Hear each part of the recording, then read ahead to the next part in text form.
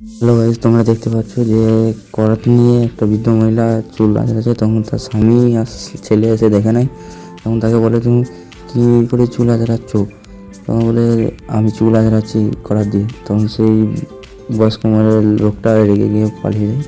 এবং তারপর ছেলেটি তাকে তার কিছু উপহার দেওয়ার জন্য একটা কাঠ নিয়ে এসে তার ডিজাইন করতে লাগে।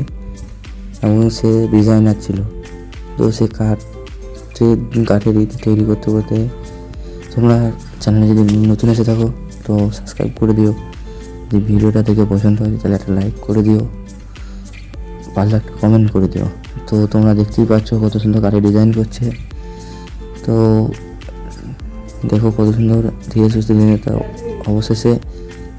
অবশেষে তার এই অতক্ষণের কাজ সফল হলো। এবং সে একটা মাকে যে কত সুন্দর গিফট দিল। তার মা খুশিতে কি করবে, সে চুলগুলো আঁচড়াচ্ছিল খুশিতে।